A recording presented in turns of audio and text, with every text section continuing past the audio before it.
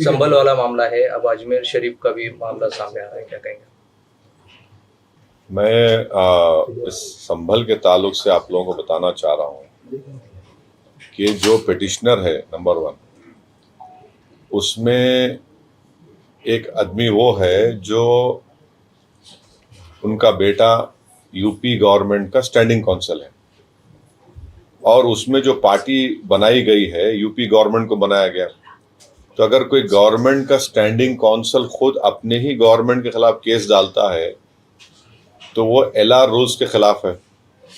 दूसरी बात यह कि अगर उनका पिटिशन आप पढ़ेंगे तो उसमें उनका प्रेयर क्या है? प्रेयर यह है कि हमारे को राइट टू एक्सेस मिले। Section 18 of archaeological survey ASMR act 1958 बोलते हैं। जब राइट टू एक्सेस का उनका प्रेयर है तो कोर्ट के जज साहब ने क्यों सर्वे का ऑर्डर दिया? भाई अगर उनको एक्सेस चाहिए था तो जाओ, तो मस्जिद में बैठो, कौन रोकता है? तो रोक टोक तो नहीं है। प्रेयर उनका ये है कि राइट टू एक्सेस होना हमारे को, और उनको सर्वे का ऑर्डर दिए जज साहब, तो ये नंबर गलत है। ये दूसरा ये है कि प्लेसेस ऑफ वर्शिप एक्ट के तहत आप उसका कैरेक्टर नेचर चेंज नहीं कर सकते, आप कन्वर्जन नहीं कर सकते, तो सर्वे कैसा करा रहे आप? और फिर आप देख लिए कि अगर वो लोग कोर्ट को नहीं जाते तो आज वो 5 लोगों की मौत नहीं होती, बेकसूर नौजवानों की मौत होगी वहां पर। एक ये है। और फिर सुप्रीम कोर्ट ने जो ये कह दिया कि उस रिपोर्ट को सील बंद कवर में रखना, और जब तक मैनेजिंग कमेटी हाई कोर्ट नहीं जाती उस वक्त तक वो लोकल कोर्ट उसको सुनवाई नहीं करना। और जो oral observation chief justice of India के हैं, जो वो ASG को बोल रहे थे कि गवर्नमेंट न्यूट्रल रहना चाहिए, कोई गड़बड़ नहीं होनी चाहिए, ये उन्होंने कहा। अब आपका दूसरा सवाल जो गरीब नवाज सुल्तान हिंद के बारे में है, एक बात बताइए, 800 साल से वो दरगाह है। अलाउद्दीन खिलजी की जब हुकूमत थी तो उस ज़माने में 12th सेंचुरी में दरगाह शरीफ है। 12th सेंचुरी में गरीब नवाज का विसाल हो गया। 13th सेंचुरी में अमीर खुसरो, आप लोग जानते हैं अमीर खुसरो रहमतुल्लाह, उन्होंने किताब लिखे थे खजाइन फुतुहा, उसमें उन्होंने दरगाह का जिक्र किया। और फिर 800 साल के बाद आज आप बोल रहे कि नहीं वो दरगाह नहीं है, क्या बचेगा भाई? फिर कुछ तो, यानी वो दरगाह शरीफ जो है, पूरे 2 हमारे नेबरिंग कंट्रीज का ऑफिशियल डेलीगेशन हर साल वहां पे आता है, और फिर हर प्रधानमंत्री वहां पर चादर भिजाते उर्स शरीफ के दौरान। ये कहाँ रोकेगा, कहाँ ये? अगर कल बौद्ध समाज के लोग, जैन समाज के लोग भी कोर्ट में चले गए, आपको मालूम क्या हो जाएगा इस देश में? वो भी बोलेंगे कि हमारा वो जगह थी, हमारे मजहबी जगह थी। जैन समाज के लोग, बौद्ध समाज के लोग बोलेंगे। इसीलिए हमने 91 का एक्ट बना के बोला कि 15 अगस्त 47 को जिस किसी का भी मजहबी जगह है उसको चेंज या कन्वर्ट नहीं किया जाएगा। अब लोग बोलते नहीं, उसको एसर्टन करने से क्या होगा? अरे एसर्टन को एकेडमिक एक्सरसाइज के लिए कर रहा है, आप तो चेंज करना चाह रहे ना उसको। चलो कोई एकेडमिक एक्सरसाइज के लिए नहीं, एकेडमिक एक्सरसाइज नहीं है, एक्सरसाइज इसलिए कि कन्वर्ट करो उसको, उस जगह को बदल दो, और जुडिशियल प्रोसेस से उसको वो मौका मिले। ये गलत चीज है। अब उस केस में ministry of minority affairs party है। अब मोदी सरकार क्या जवाब दाखिल करेगी जबकि वो खुद चादर भिजाए? नरेंद्र मोदी एक मरतबा ने 10 साल में 10 मरतबा चादर भिजाए हैं, फोटोज भी आप देख लो। अब मोदी क्या जवाब देंगे उसका? इसको बंद करना चाहिए बीजेपी RSS को, ये देश के हित में नहीं है। सर आप देखिए, अब आप ऐसा, आप बार बार आप ASI करेंगे तो AI छोड़ के ASI पढ़ लो पूरा। आर्टिफिशियल इंटेलिजेंस के बारे में बात भी मत करो, खाली ASI करते रहो। बस धंधे पे लगा जाओ, खुदाई करो। क्या है ये? अगर मैं दिल्ली में भी किसी भी जगह पे जाकर बड़े बीजेपी नेता के घर में जाकर खुदाई कराया तो 100% 1000 फीट पे खाने जहां खां का कोई निशान निकल जाता। अब क्या बोलेंगे आप? वो है ना, सिविलाइजेशन है। सिविलाइजेशन ऐसी तो बनता, आगे बढ़ता लोग। तो ये चीज गलत हो रही है। ये इससे आप भारत को कमजोर कर रहे हैं। 140 करोड़ जनता के दूसरे मसाइल भी तो है। बेरोजगारी है, महंगाई है, किसान मर रहा है, चीन ताकतवर होते जा रहा है, मगर आप इस पे लगा दिए, एक काम पे लग जाओ। ये देश के हित में नहीं है, गलत है, इसका हम कंडेम करते। और अफसोस के साथ कहना पड़ रहा है कि जब बाबरी मस्जिद का जजमेंट आया था, हम उस वक्त ही कहा था कि ये इस तरह के मसले शुरू हो जाएंगे। और DYC चंद्रचूड़ साहब अगर इसको रोक लगा देते एक केस में तो किस्से ही खत्म हो जाता था।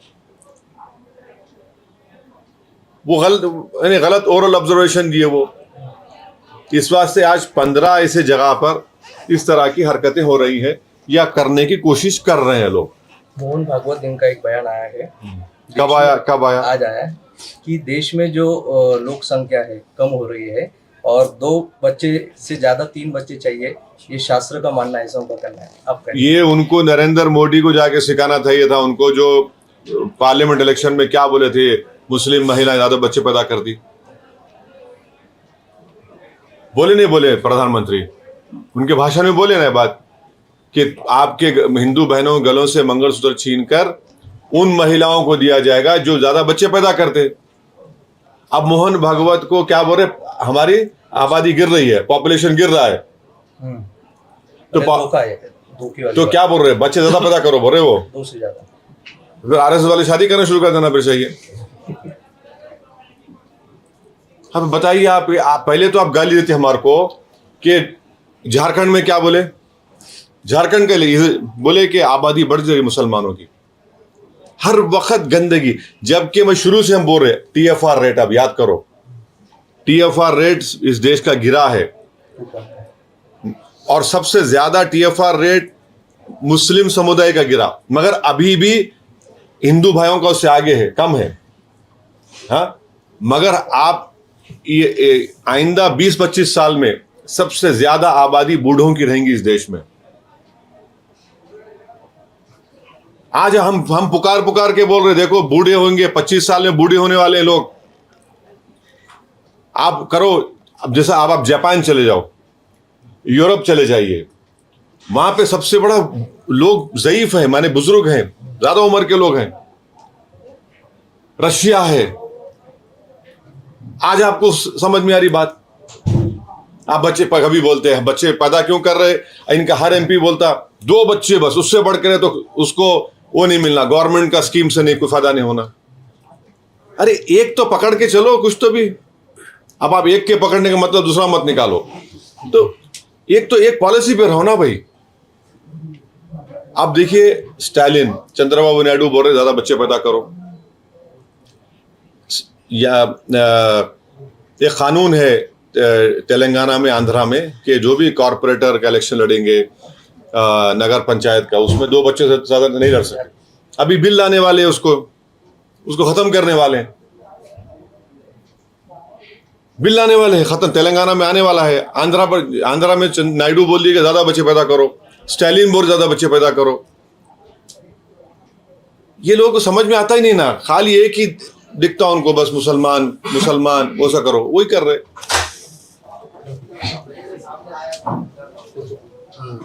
अभी सर महाराष्ट्र इलेक्शन के बारे में क्या बहुत सारे लोग ये कह रहे हैं कि EVM का घोटाला है, आप इसको कैसे देखते हो?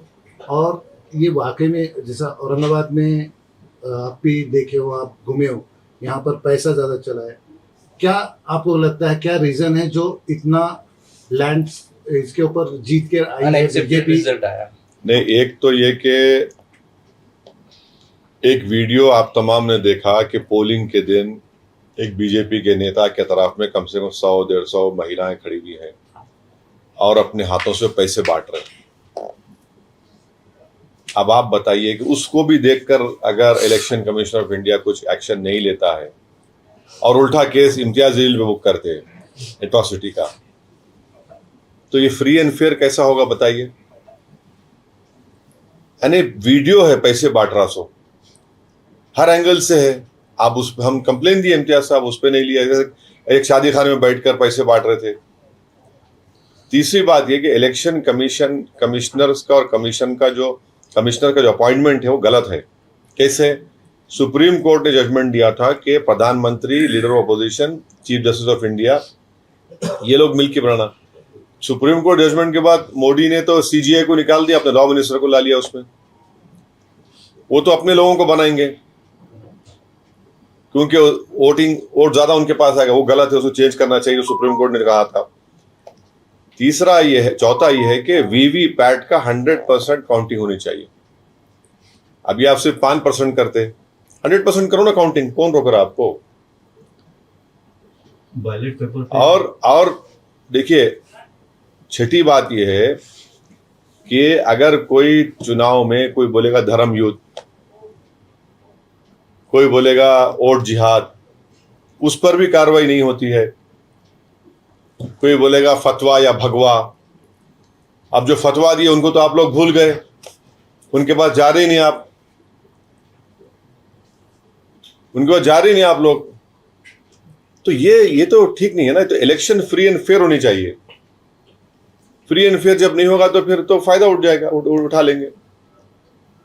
और फिर जितना जो पैसों का जो झोलझाल होता है उसमें रोक टोक होनी चाहिए। रोक टोक ही नहीं हो रही। कोई खड़े होकर पैसे बांट रहा है पोलिंग के दिन। आपको बोलना है फ्री और फेयर इलेक्शन नहीं होना। नहीं, फ्री एंड फेयर के लिए जरूरी है कि अगर वो शख्स पैसे बांट रहा है तो उसके खिलाफ केस बुक हुआ। केस भी बुक नहीं हुआ उसके खिलाफ, उसके आप ना इंक्वायरी ऑर्डर करते, ना आरओ बोलता है कुछ। भाई आरओ क्या कर रहा है? औरंगाबाद सेंट्रल का आरओ, ईस्ट का, उसको तो दिखना चाहिए ना कि भाई हो रहा है। तो उसका तो काम है आरओ का। आरओ साहब क्या किए? आरओ साहब कुछ नहीं किए। सीओ साहब का काम था, ईसीआई का काम था, कुछ नहीं हुआ है। अब ये जो डिबेट हो रहा है कि ईवीएम चाहिए या बैलेट पेपर चाहिए, क्या चाहिए, ये डिबेट अब देखेंगे आगे क्या होता है। मगर इलेक्शन कमिश्नर्स के अपॉइंटमेंट में जो प्रेजेंट बिल, जो कानून बनाया गया मोदी सरकार तरफ से, गलत है। उसको सीजीआई को रखना चाहिए। सीजीआई को उसको निकाल दिया, लॉ मिनिस्टर को रख दिया आपने। अच्छा, वो तो फाइनल, उससे पहले एक कमेटी है, उसमें भी लॉ मिनिस्टर है। एक कमेटी है जो सिलेक्ट करता, एक कमेटी है जो फाइनल करके भी, जो पहली कमेटी में लॉ मिनिस्टर है, गवर्नमेंट का है ना, वो तो एग्जीक्यूटिव का आदमी है। महाराष्ट्र में सीएम का मामला 4-5 दिन हो गए, उसमें फाइनल रिजल्ट निर्णय नहीं ले रहे हैं अभी। लेकिन आरएसएस ने ये कहा है कि फडणवीस के सिवा हमें कोई चाहिए नहीं, फडणवीस ही सीएम चाहिए, ऐसा उन्होंने भाजपा को कहा। अब उनकी सरकार है तो जाहिर है अपने आदमी को बनाएंगे वो लोग। अब हम क्या बोलेंगे? तो अच्छा है, आरएसएस ने बोल दिया कि उनका आदमी चाहिए उनको। अब बोलना चाहिए शिंदे को और अजित पवार को। सर, आने वाली मनपा इलेक्शन में एमआईएम की क्या रणनीति होने वाली है? अच्छी रणनीति रहेगी। हम लोग अभी उसके लिए तैयारी कर रहे हैं। मैं आया भी उसलिए था और आते रहूंगा। अच्छे तरीके से इंशाल्लाह अच्छा नतीजा आएगा। वैसे साहब, आप 16 सीटों पर चुनाव कंटेस्ट किए थे महाराष्ट्र में और एक सीट पर आपको जीत हासिल हुई, तो आप अपनी इस इलेक्शन में हार के इस फेलियर को कहाँ देखते हैं? हमने औरंगाबाद की दोनों सीटों में, धूलिया में और जो गोवंडी की सीट है वहाँ पर हमने बहुत अच्छे खासे वोट लिए। सोलापुर में, इन जगह पर हम लोग सेकंड आए। इम्तियाज साहब तो बहुत करीब आए, कम वोटों से कामयाब नहीं हो सके। तो जाहिर है कहीं ना कहीं हमको अपना भी कमजोरियों को दूर करना है और इंशाल्लाह हम लोग सबसे बात करेंगे, जाएंगे, बैठ के बात करके उसको कमजोरियों को दूर करेंगे। मगर ये जो सडनली जो बैठ गया ना ये आपका अगाड़ी, ये समझ में नहीं आया कैसा ये लोग बढ़ गए एकदम ही माने हाँ कोलैप्स हो गए एकदम वो लोग। उसका रीजन क्या है मेरे को तो वो लोग तलाश करेंगे, पर हम अपना रीजन तलाश करेंगे। अब साथ में नहीं गए तो अब ऐसा लग रहा है साथ में नहीं गए तो फायदे में रहे। काम करेंगे। हाँ नहीं हम तो शुक्रिया अदा करेंगे हमारे मराठा भाइयों का, हमारे मनोज जरांगे साहब का, हमारे दलित भाइयों का, हमारे हिंदू भाइयों का, हमारे को वोट दिए। मगर जो हमारा कमिटमेंट है मराठा रिजर्वेशन के बारे में, हम उसके लिए आवाज उठाते रहेंगे। हम उनको जाकर बोल कर आए इम्तियाज साहब, हम तो बराबर उसको भी लड़ते रहेंगे, मराठा रिजर्वेशन के बारे में बोलते रहेंगे, सरकार से डिमांड करेंगे। सर, महबूबा मुफ्ती ने अभी एक इंटरव्यू दिया है संभल हिंसाचार को लेकर। उन्होंने भारत की तुलना बांग्लादेश से की है। जो आज बांग्लादेश में अल्पसंख्यकों के साथ हो रहा है वही भारत में अल्पसंख्यकों के साथ हो रहा है। देखिए महबूबा मुफ्ती जो है बीजेपी के साथ मिलकर सरकार बनाई थी पहले, तो बीजेपी को बोलना चाहिए, इसके बारे में मैं नहीं बोल सकता। इम्तियाज ने अभी भाषण में कहा कि किराड़पुरे के लिए मैं अगर जा सकता हूँ तो अजमेर शरीफ के लिए भी जा सकता हूँ। तो इस मामले पे आप कुछ आगे चल के मोर्चा नहीं, आप अजमेर शरीफ के बारे में जो श्रद्धालु बोलेंगे या डिवोटीज है, उसमें कई गैर मुस्लिम भी तो है, नॉन मुस्लिम भी तो है। तो वो तो एक भारत के एक सिंक्रेटिक कल्चर का भी रिप्रेजेंटेशन है। तो इससे तो सबको तकलीफ हो रही है।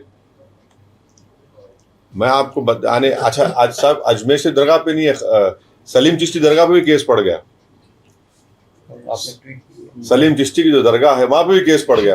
अब आप बताइए, यानी कितना पुरानी दरगाह वो माने वो तो 400 साल पुरानी दरगाह है, वहां पे केस डाल दिए। तो ये तमाशा बना के रख दिए लोगों ने। ये गलत है, ये इससे देश मजबूत नहीं होगा। ये देश के हित में काम नहीं हो रहा। जो प्लेसेस ऑफ वर्शिप एक्ट है उसको फॉलो करने की जरूरत है। नहीं, संघ प्रमुख मोहन भागवत जी का एक वीडियो भी वायरल हो रहा है, पुराना वीडियो है। उन्होंने कहा था कि हर मस्जिद के नीचे मंदिर की तलाशी उचित अरे नहीं। बाबू वो कब कुलाठी मारते नहीं मालूम आपको। अभी देखो, अभी बोल दिए बच्चे पैदा करो दादा बोल के। कल तक तो उन्हीं के लोग बोल रहे थे मुसलमान ज्यादा पैदा कर रहे, डेमोग्राफिक चेंज हो जाएगी। ये लोग आप झारखंड का वीडियो देखे बीजेपी का, उनका वीडियो देखे आप झारखंड में जिसका इलेक्शन कमीशन रोक लगाया, देखिए आप, देखना चाहिए आपको। उस वीडियो में बताया गया है कि एक घर में हिंदू परिवार बैठा हुआ है, टेबल पे खाना आ रहा है, मियाँ बीवी है, हस्बैंड वाइफ है, 2 बच्चे हैं, और वो लोग आराम से घर में बैठे, घंटी बजती है घर की, जैसा डोर खोलते एक 50-60 मुसलमान खड़े में, पूरे टोपी बुरखा, और अंदर घुस के टेबल पे कोई बढ़िया आ रहा हो कैसा बोले। वो उसको इलेक्शन कमीशन रोकने करना पड़ा, उसको इलेक्शन कमीशन कहा कि बंद करो इसको। थैंकफुली इसे उस पर एक्ट किया। तो आप तो हमको दिखा रहे हैं कि हम लोग रिसोर्सेज खा जाएंगे, वो खा जाएंगे। अब मोहन भागवत बोल रहे बच्चे पैदा करो, तो हम मोहन भागवत जी से पूछना चाह रहे हैं कि बच्चे पैदा करने के लिए वो क्या लोगों को देंगे, क्या कुछ देंगे? अकाउंट में डालेंगे 1500 रुपए, जो बच्चे ज्यादा पैदा करेगा उसको 1500 बढ़ के मिलेंगे। सर जी, नहीं, औलाद पैदा करो को स्कीम निकालेंगे क्या? सर जी, मोहन भागवत बोलती है कि बच्चे पैदा करो, लेकिन WHO का रिपोर्ट ऐसा है कि इनफर्टिलिटी का प्रमाण जो है तो वो पर्टिकुलर उनकी कम्युनिटी में ऐसा कुछ भी नहीं है। TFR रेट हर कम्युनिटी का गिरा है। सबसे ज्यादा TFR रेट गिरा है रिलीजन वाइज मुसलमानों का, मगर अभी भी हिंदू समुदाय का TFR रेट वो मुसलमानों में फर्क है। अब मगर ये जो स्टेटमेंट आज बोल रहे हैं कि आप जो बोल रहे अगर वो सच है और आप सच ही बोलेंगे कि बच्चे पैदा करो, तो मोहन भागवत जी को बोलना चाहिए कि जैसा यहाँ पर लाडली बहना का स्कीम में कितना 1500 रुपए दे रहे ना, तो आप एक स्कीम निकाल लो कि जो इतने बच्चे पैदा करेंगे उसके अकाउंट में हम लोग 2000 डालेंगे, कितना डालेंगे, क्या डालेंगे वो डिसाइड कर लो। आप क्या क्या क्या बोलिए। नहीं आप पढ़ के सुनाओ भाई, आप देख लीजिए। नहीं आप बोलना मोहन भागवत ने कि 2 से ज्यादा बच्चों की पैरवी बोले, जिस समाज का प्रजनन दर 2.1 से कम है वो विलुप्त हो गए, मतलब खत्म हो जाए। फिर हमको क्यों बच्चे पड़े हुए हैं आप? माशाल्लाह से मेरे को 6 बच्चे हैं, मैं पहले ही बोल दे रहा हूँ, फिर वो आप लोग बोलेंगे, वो पीछे से बोलेंगे वो इसी ने ऐसा बोला, और उसके 6 बच्चे हैं। नरेंद्र मोदी के भी 6 भाई हैं, अमित शाह के भी माशाल्लाह अच्छे हैं। अब नहीं, मोहन भागवत तो जब उन्होंने अपने आदमी को बना रहे सीएम यहाँ पर, तो उनको बोलना चाहिए उनके आदमी को, भाई तू स्कीम निकाल ले बच्चेदार पैदा करने की, क्या है स्कीम बता दो। ठीक है।